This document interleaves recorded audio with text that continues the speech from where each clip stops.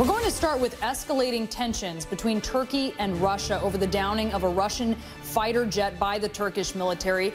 In a speech today, Turkish President Erdogan warned Russia against playing with fire, but Erdogan has also asked to meet with Russian President Vladimir Putin on the sidelines of a climate conference that's happening in France on Monday. Well, the Kremlin says that's not going to happen because President Putin still wants an apology from Turkey. And then today, his foreign minister, Sergei Lavrov, took this swipe at Turkey. He said, "We have more and more questions about the activity of Ankara and its real commitment to eradicating terrorism."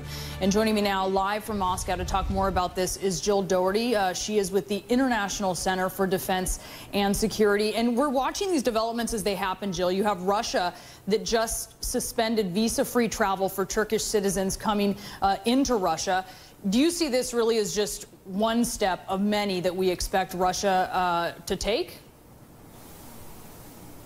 Oh, definitely. In fact, we just learned that tomorrow, which is Saturday, the government is going to be releasing the list that was ordered by the Prime Minister, Medvedev, listing all sorts of possibilities of retaliation, economic, and they even use the word humanitarian, that's to be, defined what that is, against Turkey, because there is a very high level of anger.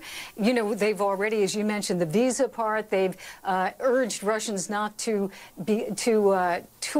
travel to Turkey as tourists, and they've also cut back on the import of foodstuffs. So this is quite big and growing, and you can expect more of it.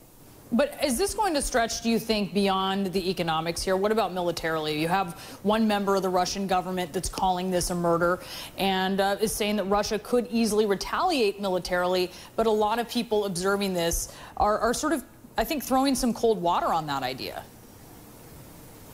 Yeah, I don't think. I mean, neither side says that they want war. I don't think there's going to be conflict, but they have cut off any type of military cooperation and communication with Turkey. That's really a sign of displeasure. But in terms of, shooting down or anything like that, that does not appear to be the case. What they want to do is really hurt Turkey where it hurts. And the relationship, $44 billion in trade and services between Turkey and Russia, that's a big deal, and they're going to cut into that as much as possible, hoping not to hurt themselves in the process.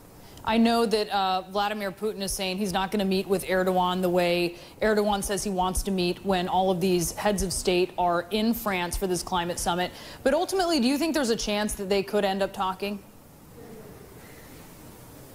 There is, because they haven't said definitively, we will not meet. They're just saying it's not planned, it hasn't been discussed either. But, Brianna, we're looking at the website of Russia's aerospace forces, and they went through the explanation of how this happened, and they're even more strongly saying, actually, that Turkey set this up. They're calling it an ambush. They're saying that they had notified the opposition terrorist forces on the ground to record it, to know where that Russian plane would fall when it was hit out of the sky. And they also say that they told the United States that there would be some type of engagement in that area. So they're not backing down. They are very angry, and they apparently are saying, here's the proof of what we are saying. Well, this is not going away. All right, Jill Doherty, thanks for talking with us from Moscow. Really appreciate your insight.